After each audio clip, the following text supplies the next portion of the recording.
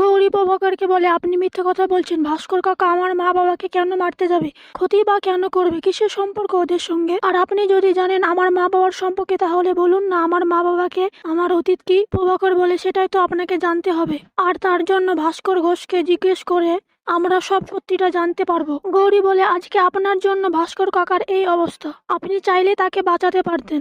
আমি আমার অতীতটা জানতে চেয়েছিলাম, কিন্তু আমি কারো ক্ষতি করে আমার ভবিষ্যৎটা বিষিয়ে তুলতে চাইনি। প্রভাকর বলে, গৌরী আপনি শুধু শুধু চিন্তা করছেন। যখন আমি আপনাকে বন্ধু বলে ডেকেছি, তখন ভাস্করের কিছু হবে না। ভাস্করের প্রাণ এত সহজে চলে যাবে না। গৌরী বলে, যদি ভাস্কর কাকার কিছু হয় তাহলে আমি আপনাকে কোনোদিনও ক্ষমা করব না। এই সমস্ত কথা কেউ যেন বাইরে থেকে শুনছিল, আর তার ছায়াটা দেখা যায়। গৌরী বলে, ভাস্কর কাকার কিছু হলে আমি আপনাকে পুলিশে দেব।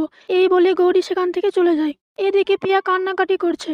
রুদ্রর বাবা বলে, এই সমস্ত কথা মাকে জানানোর কোনো দরকার নেই। সেই সময় গৌরী এসে বলে, আচ্ছা মা, পিয়া এইভাবে কান্নাকাটি করছে কেন? তখন রুদ্রর মা বলে, আসলে ভাস্কর আর বেঁচে নেই। সেই কথা শুনে গৌরীর সব কথা মনে পড়ে, কিভাবে গৌরী তাকে ট্যাঙ্কের মধ্যে ফেলে দিয়েছিল।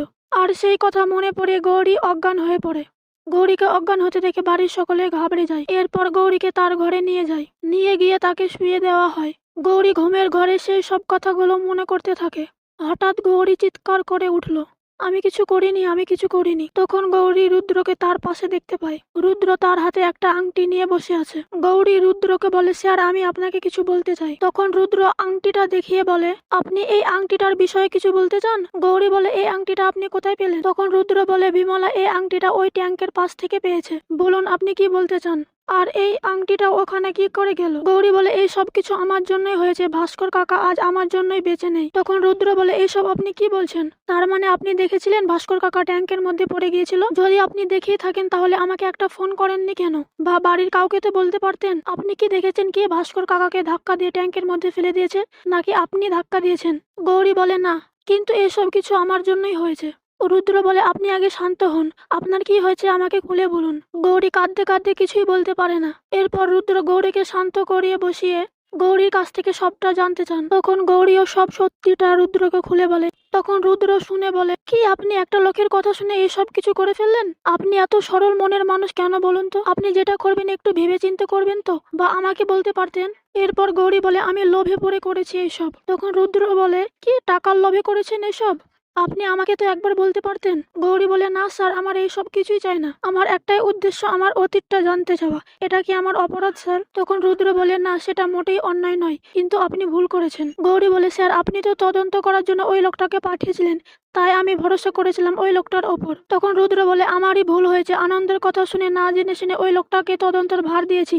ওই লোকটার সাথে কালকে আমাকে কথা বলতে হবে, যা করে হোক। রুদ্র গৌরীকে বলে, আচ্ছা আপনি ওই দিন ঘোষবাড়ি সম্পর্কে গড় গড় করে যে সমস্ত কিছু বললেন, কি করে জানলেন? গৌরী বলে, আমি জানি না স্যার, আমিও কিছু বুঝতে পারছি না। এই উত্তরগুলো আমার কি করে জানা? গৌরী রুদ্রকে বলে, স্যার এবার বাড়ির সবাই যদি সবকিছু জেনে যায় তাহলে কি হবে? রুদ্র বলে, আপনি চিন্তা করবেন না, কেউ কিছু জানবে না। এরপর রুদ্র গৌরীকে শান্ত করিয়ে এবার ঘুমিয়ে পড়তে বলে, যা হবে কাল দেখা যাবে।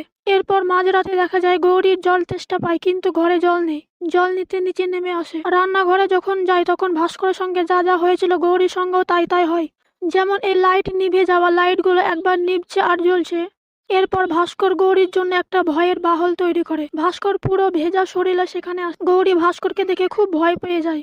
গৌরী বলে, না, এটা হতে পারে না। ভাস্কর ভুতুড়ে গলায় বলে, গৌরী তুই আমাকে মারতে চেয়েছিলিস? ভালো করে দেখ, আমি মরিনি। এই ভাস্কর ঘোষকে মারা এতটা সহজ নয়। গৌরী বলে, না, এটা হতে পারে না বলে জোরে চিৎকার করে উঠে। গৌরী চিৎকারে রুদ্র ঘুম থেকে উঠে পড়ে। উঠে বলে, এটা গৌরীর চিৎকার না? গৌরী তো ঘরে নেই, ও কোথায় গেছে? রুদ্র গৌরীর জন্য চিন্তা করতে থাকে। তখন বলে, না, একবার নিচে গিয়ে দেখি। রুদ্র নিচে যাবে কি গৌরী দৌড়ে এসে রুদ্রকে জড়িয়ে ধরে এবং বলতে লাগে, নিচে ভাস্কর কাকা আছে, ভাস্কর কাকা আছে। তখন রুদ্র বলে, আচ্ছা গৌরী, আপনার কি হচ্ছে বলুন তো? আর ভাস্কর কাকা তো মারা গেছে, সে কোথা থেকে আসবে? রুদ্র মনে মনে বলতে লাগে, গৌরী হয়তো এই ঘটনার কারণেই অনেকটা শক্তি আছে। রুদ্র দেখে গৌরী এখনো ভয় পেয়ে আছে। রুদ্র বলে, আমি মাথায় হাত বুলিয়ে দিচ্ছি, আপনি ঘুমিয়ে পড়ুন। এরপর গৌরী ঘুমিয়ে পড়েন। রুদ্র মনে মনে বলতে থাকে, ওই লোকটার জন্য গৌরী সবসময় ডিস্টার্ব হয়ে থাকছে, কালকেই আমায় সবটা জানতে হবে।